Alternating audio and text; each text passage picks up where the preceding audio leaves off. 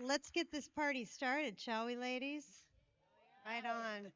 So, I want to welcome you to the second Women in Pinball panel, and we've got some new faces up here, which is great, and some old faces. That's my role here. I'm the old face here. Yeah, there's only a few of us that are old here, not to name any names.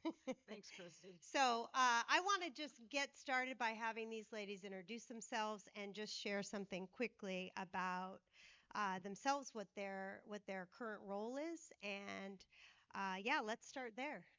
So, eeny, meeny, miny, mo. I'll start at the end. Okay. My name's Rebecca. Hinsdale. I am the director of parts, accessories, and merchandise at Stern Pinball. Um, Yeah, you guys talking the mic. Hello. My name is Rebecca Hinsdale. I am the director of parts, accessories, and merchandise at Stern Pinball.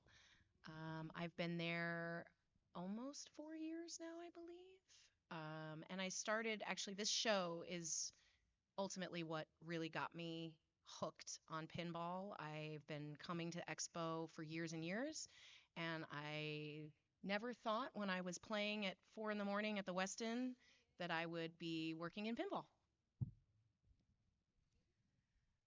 Hi, my name's Cheryl Lininger. I'm an electrical engineer at CERN. I've been there only a year and a half, so less time than Rebecca, but I do cable harness design, and yeah, that's what I do there.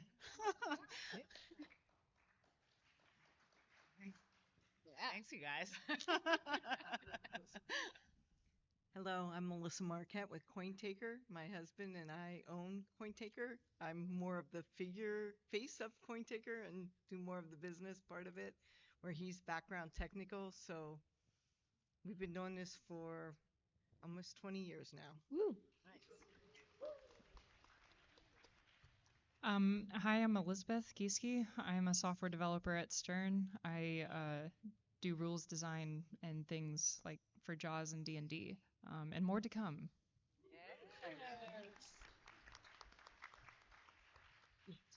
I'm Rachel Bess. I own Electric Bat Arcade, and my husband Kale owns some of it with me. he married into it, so Electric Bat. Hey y'all, Imoto here. I'm Marco Specialties, Marco Pinball's marketing director. Please come check out our booth. There's 40 homebrew games, all unique games brought by awesome makers.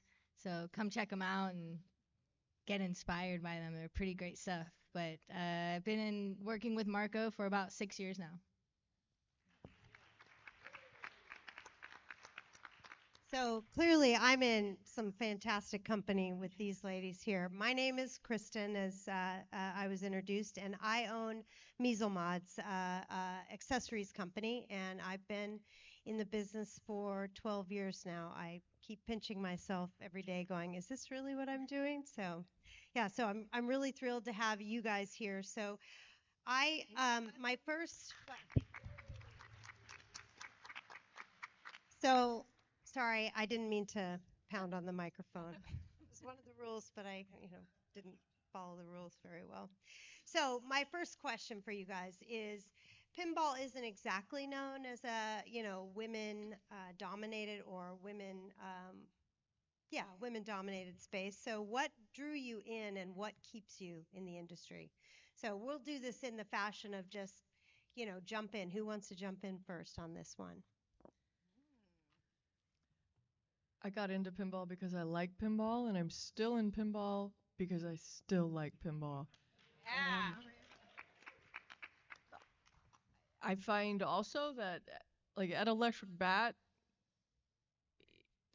it's probably more than 50% women a lot of the time. I think uh, just don't be an asshole, and the people will want to be there. So I really feel like if you don't make it a big deal, it's not a big deal. So the more you're just inviting to everybody, the cool people will stay and the dicks will leave. Yeah. Sage advice right there. It's a rule for life, right? It's like, Just be cool, man. And be cool, Daddy-o. Yeah, for me, I think when I first got into pinball, like I always knew about pinball. I played Lord of the Rings. I'm like, wow, that like destroy the ring thing was really cool. And they're like, you destroyed the ring? And I'm like, yeah, the game broke. I don't know what happened. But tournaments like actually really brought me in, as well as Rebecca probably can admit to as well. But just to see like this competitive element, and I'm like, oh, I can probably do that too. And then you see some like skills involved, and then it's like a puzzle box, and then you just get deeper and deeper there. So I think from then on, like knowing that once you can get better at something and you can invest time into this, then yeah. But I never thought I would be able to like do software because that would be ridiculous. So but I was glad to be proven wrong there. Uh, yeah, I was on like Medicaid and food stamps, and I was like, man, I need insurance. I'm gonna be an engineer. I guess I like math. I'm good at math. But I never really cared about it that much. Pinball was always this thing that I got into when I was going to college, and it was just always the thing I was doing when I wasn't doing what I was supposed to be doing. You know what I mean? And then my friend Jesse, who's here today, invited me to do like a beginners tournament because I was just hanging out at the arcade all the time playing. I couldn't get enough, and then I was playing tournaments and stuff, and then my dream came true. So yeah. Fantastic. Um, yeah, I definitely started from just playing in tournaments, and happened to, I had like probably many people in this room, COVID really kind of threw me for a loop and changed the trajectory of my career, and I kind of slipped my resume over to some people that I know, and I fingers crossed, and I got lucky. But it's interesting when you say that pinball isn't known as a women-dominated field. Once I started actually working in pinball, I realized how many women are actually working in pinball behind the scenes. Most of your games are 70 to 80% of them, at least from Stern, are built by women. There are women that are building games, that have been building games, that have been drawing on games, and I can't sit up here and say that can't not acknowledge that there have been so many nameless, people that put in the work, and women that have been working in this industry for a long time, and they're just not necessarily the ones that you know about or you hear about, or the name that you hear that that is known for the game, but most likely they built it, or they sold it, or they shipped it, or they are working on it, they're teching it, they're wiring it. So I also wanted to kind of, mention that this panel is obviously about women in pinball, and it's about putting and more focus on it, mostly to encourage other, other people to kind of like pursue what you want, and that it is possible, and that even if you don't think that there's that many involved. There are a lot. There are a lot of people behind the scenes that are really doing a lot of great work. Well said. So when I met my husband and we were just starting to date and I went to his house, there was 22 pinball machines in his house. Yeah. So needless to say, we started a business operating. And from operating, we decided that we were tired of changing light bulbs, so we went to LEDs. And then I decided I was going to quit my job and sell pinball machines. And here we are today. Awesome. Oh, yeah. How about you, lady? No? Oh, man, we're all No comment. um, I guess pinball is just so beautiful, and my background as a cinematographer, originally like drew me into just that kinetic beauty. And as I started going to shows and watching people, but I don't really play in tournaments too much, but definitely when I was at Museum of Pinball in 2016 and they had the TV screens with the playfield camera over, and watching them play it. And Kenny Hardy, who was one of the curators, was like, "Hey, just stand here, stop filming, and like watch what they're doing right there." And it was like Keith Elwin and Zach Sharp battling, and then watching how they were controlling the ball and getting these crazy scores. I was like, "Oh, you can actually do that in pinball," And being at the Museum of Pinball, seeing hundreds and hundreds of games and learning like these ones were built by these designers and these artists and these engineers, and check these ones out over here, and just seeing that history, just you just dive down into this awesome rabbit hole, and then you meet the community of people that are surrounding it, and it's like there's just so much uh, learning, so much to experience. Like pinball never gets old, so it always just keeps me in. Yeah. Keeps giving, huh? Yeah. Yeah. Thank you all. So, my next question is about helping our audience understand we're women working in pinball. So, what can you describe for us? What is your typical day like working in pinball? Mine begins with, where is my order? So, how I can about you relate. guys? Yeah, I can relate to that for sure. For sure.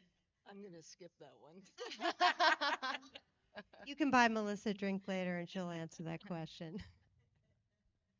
No, my normal typical day starts with me going in, printing out my orders, and then customers. Where's my game? Where's my game? Where's my game? What number am I? How many more do I have to wait? And how much longer? Or can I get this shipped with this and this? And it's probably about 100 phone calls a day, more than 100 emails, text messages, Facebook messages, and it's nonstop. So, and we pretty much work 365 days a year, even when we're on vacation. So we take orders, take phone calls. So, that's my day. Do you have any Winchesters left? And if so, Actually, I Shoulda am got it. completely out. God. I feel like when I wake up, and I work remote. I actually live in Kentucky, so I go on to Zoom, I log in, and then I get dogged on for not being around during the 70s for like an hour. Uh, and then I finally to get actual work done, which I mean you plan out your Describe day. that Zoom, like, so, because there's a Zoom. There's a Zoom meeting. Yeah, we have a daily Zoom meeting that the PD, what does that stand for? Product development. Product development. That's what I assumed. No, that's Yeah, totally yeah, makes it's sense. that. Yeah, you nailed it. So someone puts it on, and then everyone who's cool joins. So I don't know why you guys aren't. Yeah, I don't know. I've about never been that. invited to I've this never been meeting. invited. But, yeah, we go in and we talk music and we talk pinball. And I mean, I like sitting in there. It makes me feel like I'm in an office without having to be in Chicago. And then we all just kind of work silently, and you can keep your camera on or not. And people go into breakout rooms, and Lonnie goes into room 7 for like 5 hours with Mike. And then, they come out, and then John Wick happened, um, or whatever game that they're working on. So it's really neat to like, and you like hear all these stories about, Panacho is talking about, his time at Williams and bringing up, Ground Shaker or whatever that game is that he keeps bringing up. What is it? Nitro Ground. Earth Shaker. Boy, goodness, these guys. No. I mean, every once in a while, I'm like, man, I'm with the greats, and it makes me excited to hopefully step into their shoes. But yeah, and then I do my job at some point in the day, and then I get pulled aside because the script needs work, and then you need to talk with the sound guy. Hi, Jerry. And then you got to talk to the art guys. Jeremy in here, right?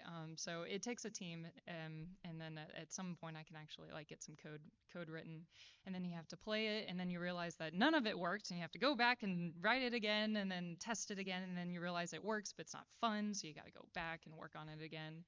And then, so yeah, it's all this back and forth, and I get to play a lot of pinball, and I get to think about pinball, talk about pinball, and that's pretty much the day. And then, yeah, I eat, and then I do more pinball, and then I sleep, and then I do more pinball, and it all repeats. The dream. Yeah.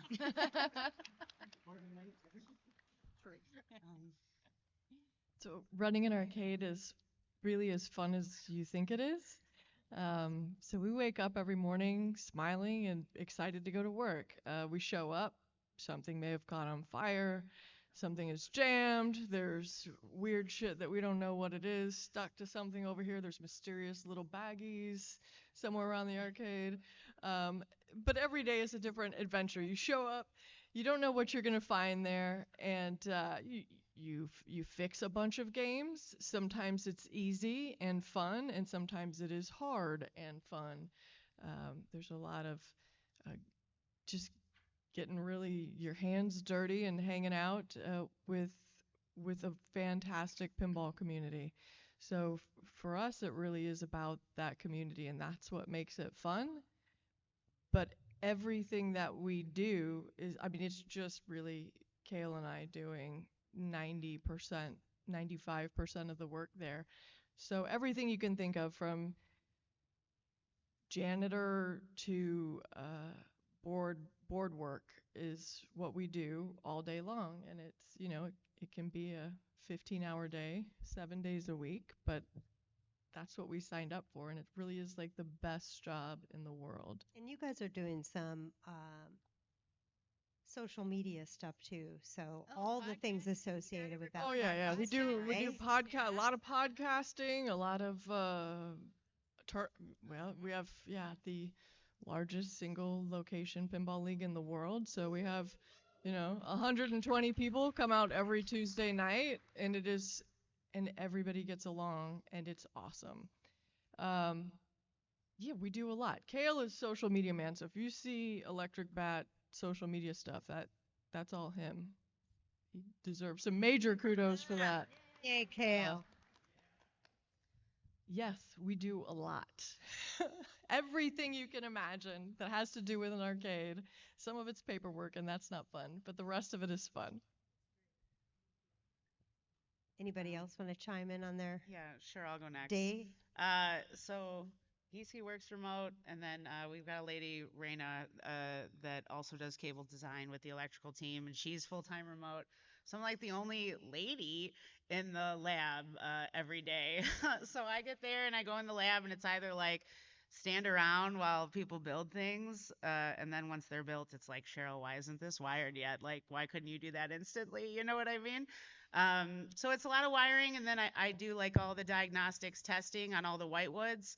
So every version of the game that we make before it's released, I get to be the guy that goes in there and kind of like puts it all together and sees it work for the first time, which is awesome. The first game that I got to do like my own little wire on was they 3D printed a Sentinel head for X-Men, and I got to make the wire that made it like go up and down. So like first time we saw the Sentinel head go up and down, I was totally partially responsible for that, and that felt sick. And honestly, I feel like a lot of my day is me being like, hell yeah, like doing shit like that and being stoked on it. Um, yeah.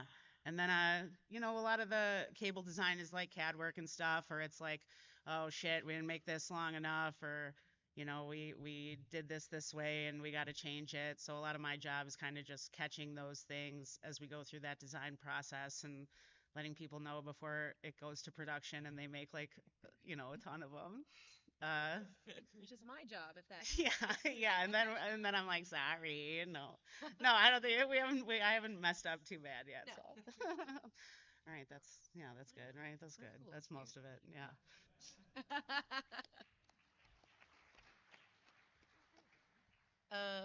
I I took over for someone that worked in the parts department for 19 years. And when I took it on, it was a mess. So a lot of my day, it has changed quite a bit, has evolved quite a bit. My goal is always to just make sure that parts are available for people to buy, make sure games are working. I will identify problems. My first thing I did when I first started, the only thing that I was like allowed to do, because my predecessor did not like me very much. Um, I um, I was in charge of making sure that warranties were getting shipped. And obviously warranties are somebody got a game, it didn't work, and we need to fix it.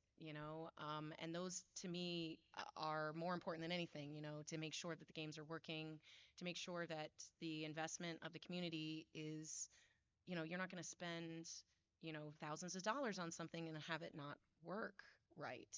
And so that was my focus. And now, as I've been there a couple of years, we've made a lot of improvements.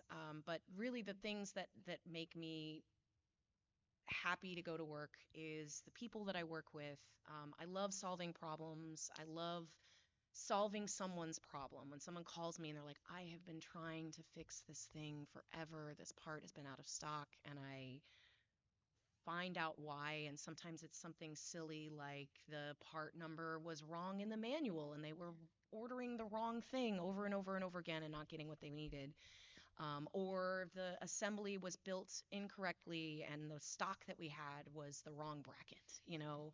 Those kinds of things seem so simple and silly, but when you can find that problem, you fix it, and you ship to somebody and they're able to make a game work, and then all of a sudden they're calling you up and they're like, thank you so much. I can finally play my Elvira that's been sitting dark for the last 4 months.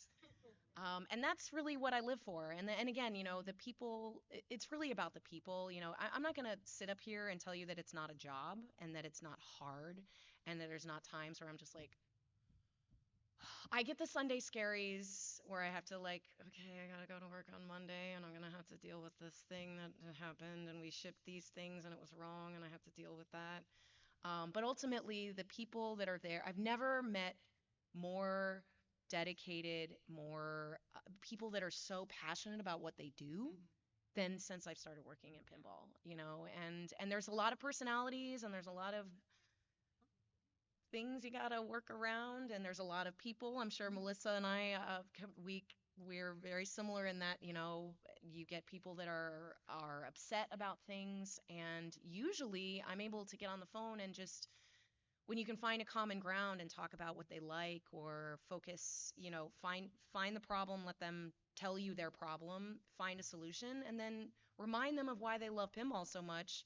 I can usually turn a person that is quite upset about something to somebody that's telling me the next game they're going to buy. And I just, my dream is to talk about pinball 24/7, and guess what? I get to do that now. So that's great. Hell yeah.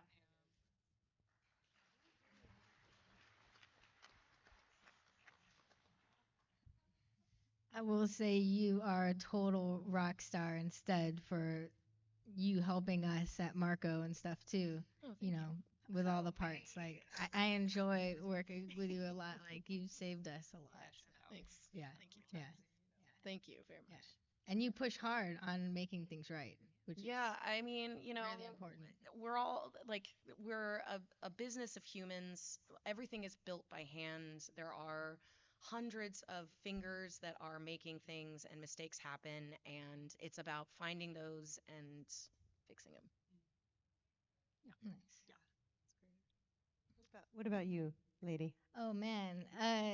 So I run an arcade too, Captain Crazy's Paradise with my family, and I am the resident tech, although still learning so much on how to work on games and doing content with Marco, working with these brilliant techs all across the country and world has helped me a lot on that. Um, but I was kind of curious with you, Rachel, if you have like a set kind of schedule on when you work on games or like how you navigate through that. So, because, I do my stuff with Marco, which is marketing directing, all the ads and stuff you see online, the emails, and then, of course, the show presentations, which takes up a lot of time. So, I travel a lot and kind of like navigating how to go through like people saying, oh, like this switch isn't working. Oh, the spinner fell off. Oh, the flippers, machine gunning or not registering. Like, how do you go about like I guess like some tips on how you manage that, because with my crazy going all over the place, like that's what I kind of forget. And then I come back to the arcade, after Expo, and they're like, Imoto, this flipper still sucks. And I'm like, oh yeah, oh my gosh, let me go, fix that. So Yeah, for us, it's really important to me to have all the games working, and if not all, like all but one so. Triage, right? Because pinball breaks every day.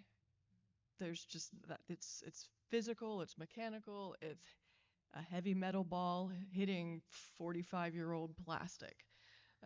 So it's something that we do every single day. So we have the luxury of being there every day and not traveling around. But I think the most important thing for me, whenever I get to the arcade, that is my primary focus is if there is something down, what is it? And if there's more than one thing down, what's the thing that I can fix the fastest first, and going in that order. So anything that's going to be like, this symptom, I'm sure that this is just a wire that got desoldered or broke off a lug somewhere. I can fix this in 3 minutes.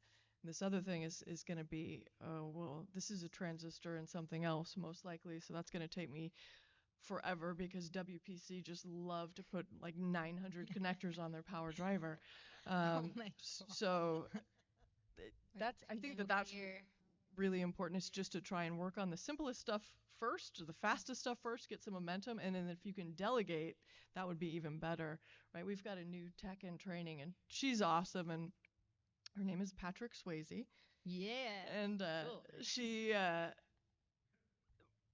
like if you yeah, right? Yeah. So this is a little bit of a tangent, but it's a funny story and kind of related about if you don't tell somebody that they can't do something, they'll probably figure out a way to do it. She wanted to learn to solder and work on, specifically like on board stuff. She could solder basic wires together and things. But she had this like gnarly, almost plumber's soldering iron with the like super wide chisel tip. You all have seen these, right? Yes. And then she got a kit from the internet that had surface mount chips. So she could build some little LED thing that would do something. Didn't occur to her that this was not the tool for the job, right? She did it. She did a surface mount chip with a chisel. That's precision. So I think like, right, you just don't tell people that they can't do something and they will do it.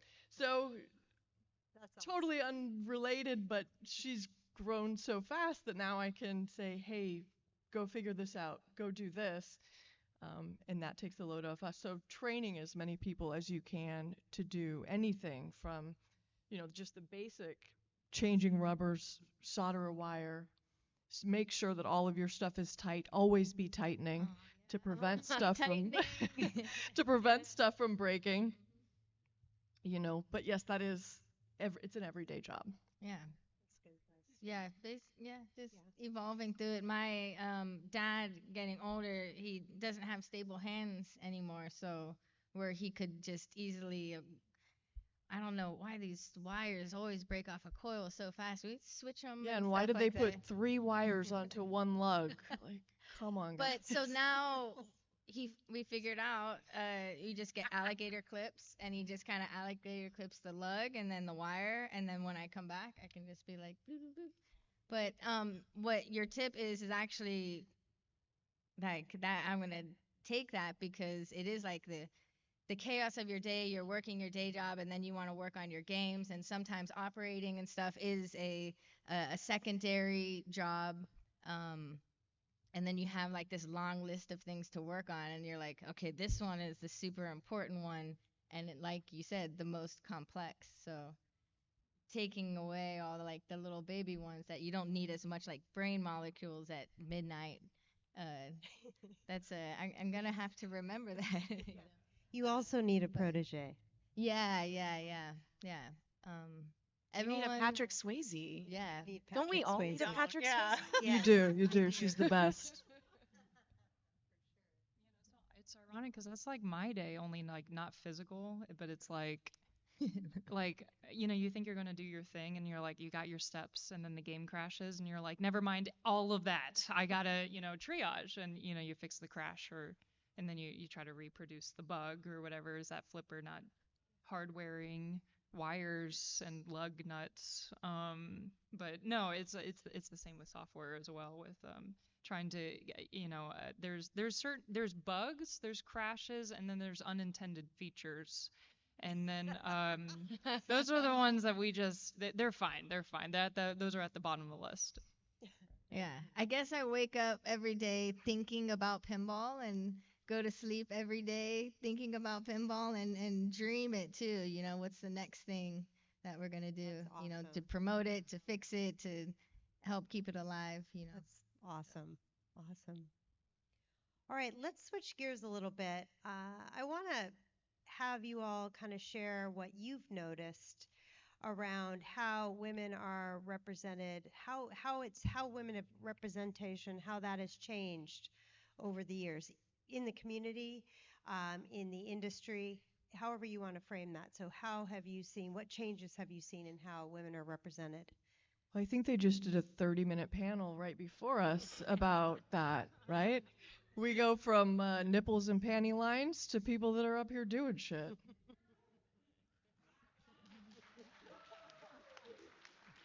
I mean, really, like, to be the most concise, that is really what pinball used to be for women, is we got to show our TNA on a back glass. Yeah. And, Jesus. Yes. Well, I certainly see a lot more women purchasing pinball machines. Yes. So That's right. in the last few years, it has grown at least 20% of actual women purchasing. So, which That's is nice. fantastic. 20%? It's it's That is awesome. No, I mean, You know that's what I mean? that's It's- great. I was around 20 years ago too, and it wasn't anywhere no, close to it was that. not. Yeah. But more and more women are even buying them for their husbands for presents, but they're also buying them for their children, their kids. I mean, we even have grandmothers that, buy two or three and they'll send one to each family at Christmas time. They have three different grandkids in three different areas. And I want that seriously, grandma. What is that it has like? Can I be in that family? it has happened multiple times, but we are seeing many more women purchasing and I love that. yeah. I love that So too. we also have a barcade or pin bar. So we actually see a lot of more women coming in with their husbands and enjoying that time and playing as well. So Uh, go for it. okay. So I guess I feel like I got lucky. I do bells and chimes with Rebecca, and two of the bells that I knew are the ones that brought my resume in. And it still took like a year for Stern to get back to me. But when they got back to me, they were like, Rebecca and Taylor brought your resume in. Like they knew. Um, and so I want to do like a Gloria Steinem paraphrase, which I think is you can't be what you can't see. So I think just by having more women in the industry, naturally there's going to be more women in the industry. And so yeah, maybe it's hard now, but like it's also kind of an honor, right, to be somebody that's showing women that love pinball like you could do this, we do this, and that's sick for us. And then also just in the hobby and in the community, I feel like Bells and Chimes, our Bells and Chimes chapter at least, is really queer friendly and super accepting of all non-binary people, all feminine identifying people. And I think that's really important because it's not, Bells and Chimes is not just like, just safety for women, but safety for the queer community too. And I think that our scene is changing in that way as a safer space. That's awesome. Yeah, I mean, I was gonna mention bells and chimes as well. Me and my sister and our buddies who are here, hi, started bells and chimes about 8 years ago, and I mean, obviously our chapter, because bells and chimes was started in Oakland, but I've seen more women play. They get more comfortable. They start traveling. They start playing in other tournaments. And now they're playing in the pro circuits, like they're going to they're representing. And again, I totally agree. Like if you see people and you're like, hey, I like that, I want to do that, the visibility is where it's at. Because again, women have been in pinball for decades. It's just you see them now, and they're more involved, and they are finding spaces that make them more comfortable. And even if they start in bells and then they start playing in mixed, and then they start a podcast, or they start streaming, or they start making a homebrew, they really want to figure out how to fix games, and they buy a kit on the internet and start fixing shit, From Marco Pinball. And there's a huge need for pinball techs out there, you guys. I mean, there's always, even we are in the home of pinball. Chicago is pinball capital of the world, and there's still a huge shortage of techs that can come and help people fix pinball machines. So, um, you know, seeing people do it, talking to people, and being comfortable enough to kind of take a little bit of a leap. Maybe it's handing your resume to a fellow Bell, or sliding a resume over to someone at Expo, or, it's just about kind of taking the chance, I guess. I also think that these shows help a lot because families come in. You have young kids, I mean, young girls, young boys coming in, and they start playing at a young age. Our granddaughter's 2 years old. The first place she runs is to the pinball machine. She actually pulls out a Marco step stool. And she knows how to put the coins in, and she knows how to hit start, and she will actually start flipping the flippers. So she's 2 years old and already into pinball. So I like that she knows how to put the coins in. yes, she does. Yeah. That's my favorite Yeah. part. Uh-huh. The problem is she puts them in every game, so then everybody gets a free game. Hey, bring her to She's electric just bat. generous. Yeah. She's aiding the pinball community. Yes, she is. So I want to ask the question about if you could talk to yourself as a younger person. What advice would you give to a younger you about pursuing a job in the industry? Or it could be not you younger, it could be, one of the younger people that is attending this show. I would say play more pinball. I think someone important said that at some point. But it might. Anyways, but I mean, it's to learn to love the thing. Like I think we can all agree that we just need more people that love what they do. Yeah.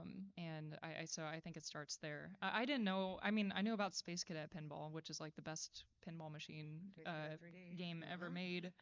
And a Fisher Price game that was in my cousin's basement, but that was pinball, and basketball and skee ball, triple action all in one.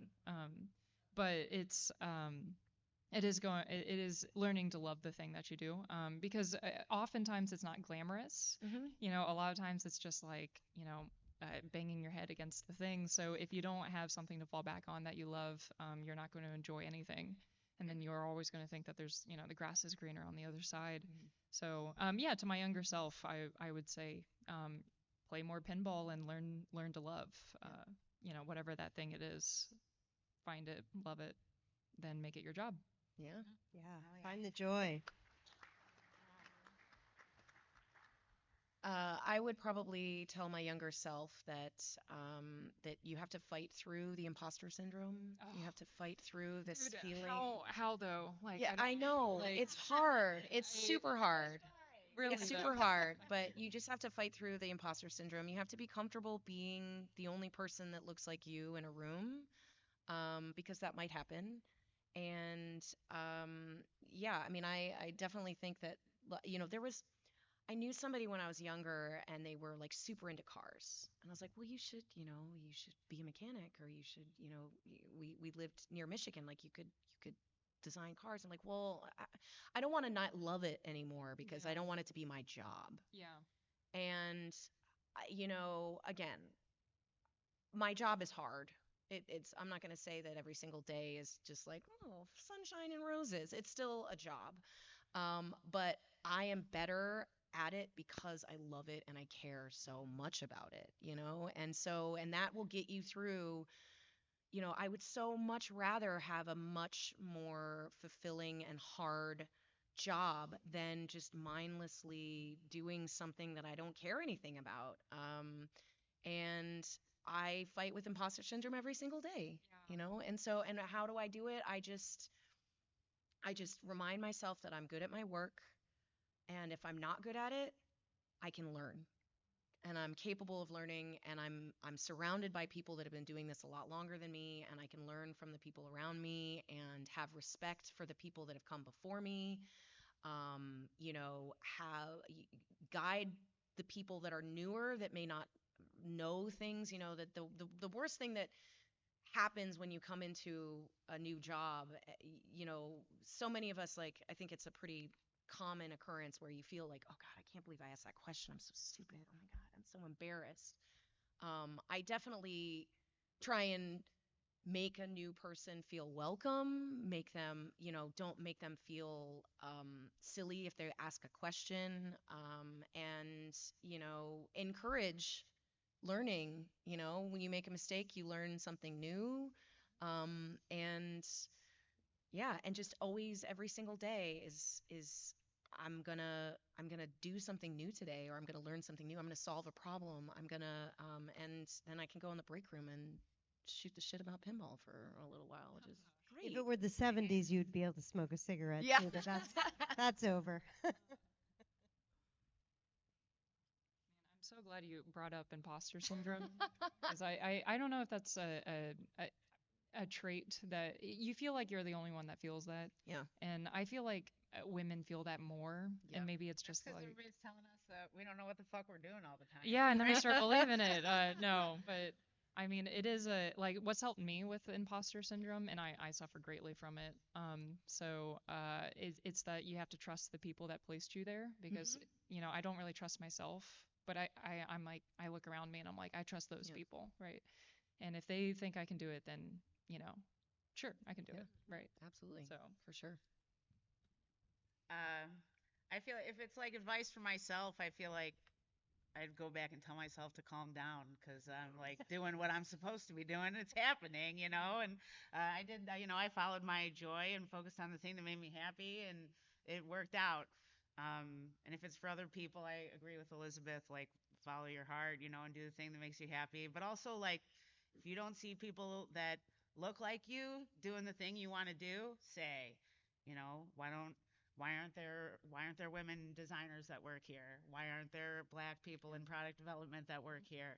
You know, why aren't there other queer people that work here? Not that there's not other queer people. Let's start. But say, you know what I mean? Continue to ask the You question. gotta say, yeah. You put the pressure and you continue to ask the question, and you continue to kind of push the boundary Yeah. of getting more people and getting more representation, because the more diverse voices that are creating the things that we love means that there's a pinball machine for everybody, you know. And I'm not going to say Yeah. that every single game that comes out is my favorite game, but there's certainly, you know, I've had super long, like 45-minute, like diatribe conversations arguing with somebody about why I love something and they hate it. Oh my God, I love this game. I hate this game. Well, but I love it for this. No, I hate it for this. And like that kind of passion just is something that should be fostered and pushed, and boundaries should be, you know, we should continue to ask the questions. And just like with each game, there's new innovations, there's new movements. You know, you look at how games have progressed, you look at just what we're seeing in different manufacturers. I mean, obviously I work at Stern, but I love that there's other game manufacturers that are building games. As the first thing I want to do is look at, like, what are they doing? Like, oh, I want to look at it. I want to see what they're doing that I don't that we didn't think of. You know, I think that actually creates better games and more innovation and just Keep more it of the alive. things that I love. Yeah. The reason we have this panel is because we asked that question. Why don't we have a women seminar?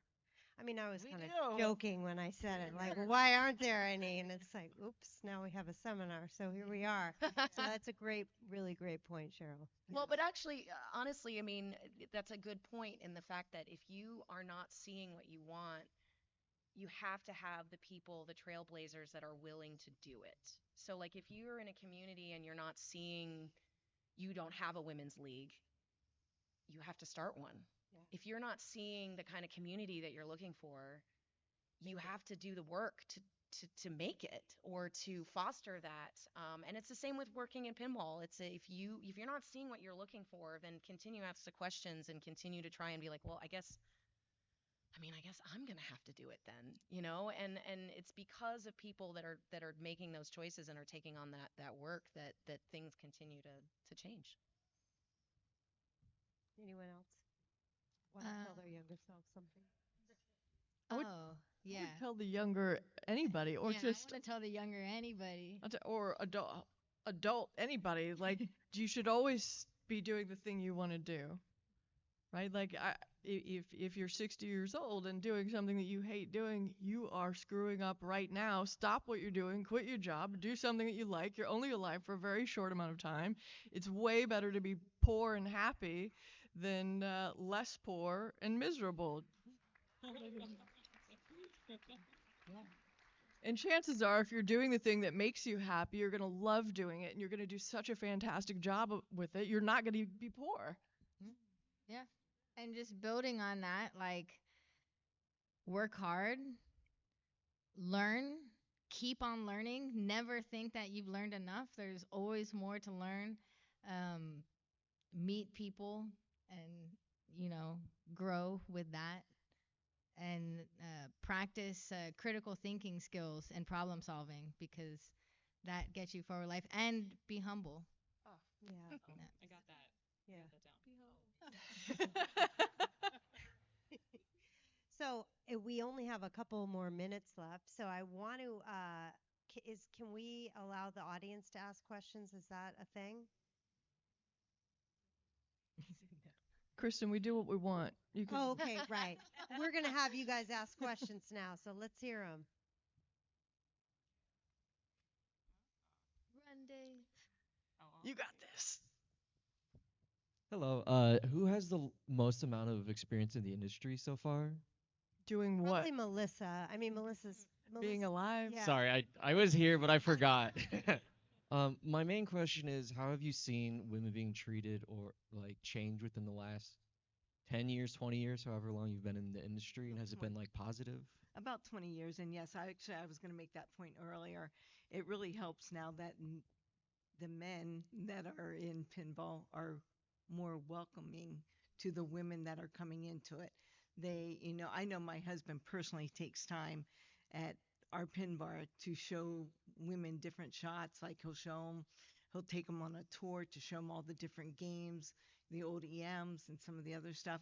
And so in general, I just think the whole industry, and I thank these shows because I think it's brought us all together, and women are more accepted into the business now. And I'll say at a pinball show, maybe 8 years ago, I was working on a machine. Something was broken. Playfield was up. I'm doing some stuff, and some dude came over and said, oh, stop looking at that. The professionals are here. I said, MFer, I am the professionals.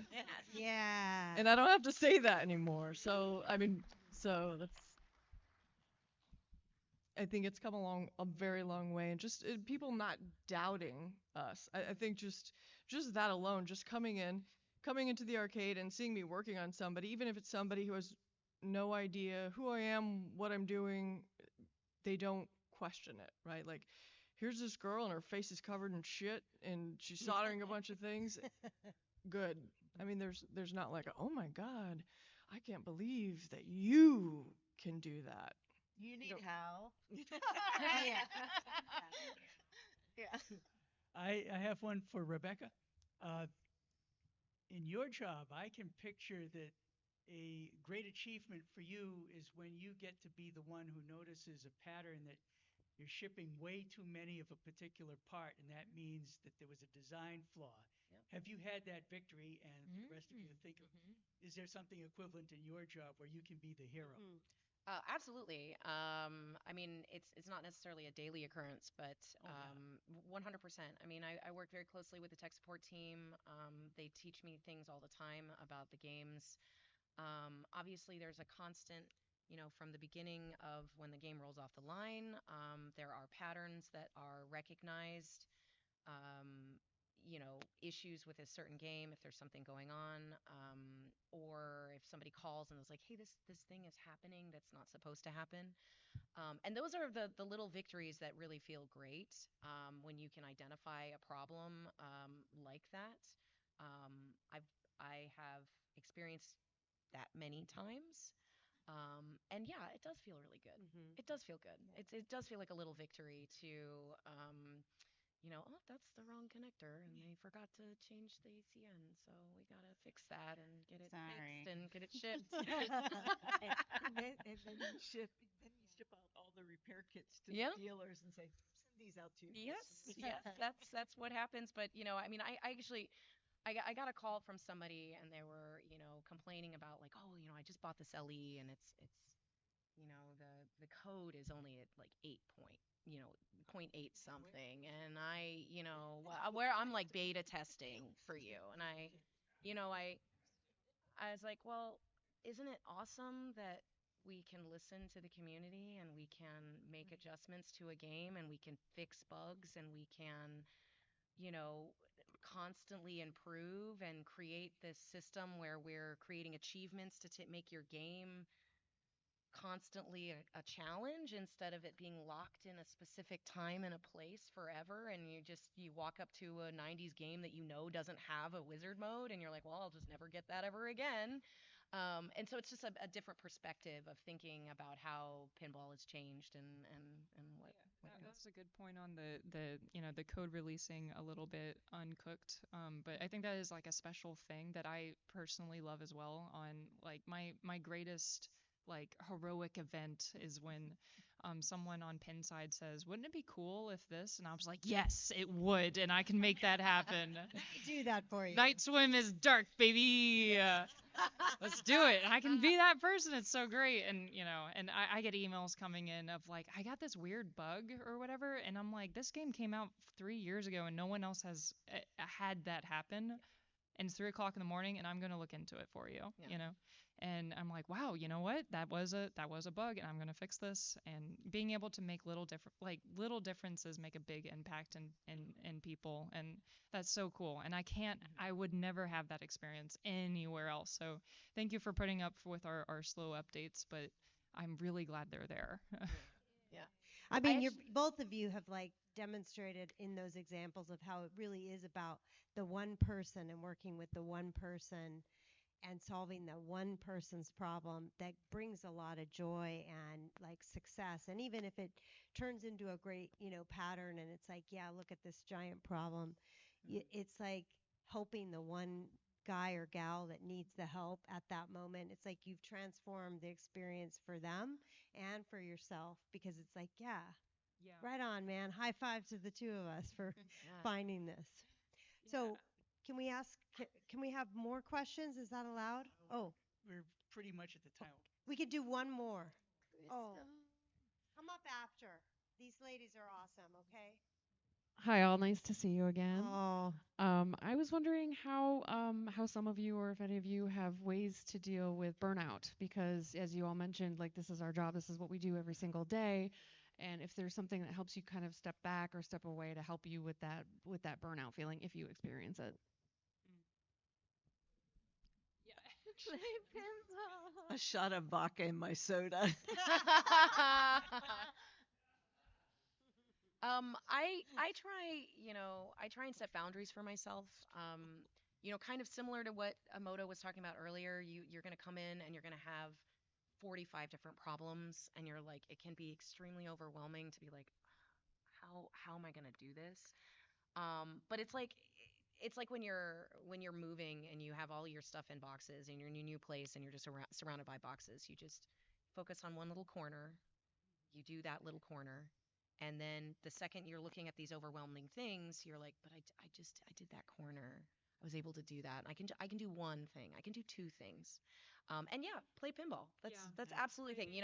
It's for sure. The lore at Stern, which is real, is we are encouraged to play at least 15 minutes of pinball every day. We have 50 plus games in our lobby, and it is very common for many people, from purchasing, from sales, from PD, from accounting. They'll playing pinball.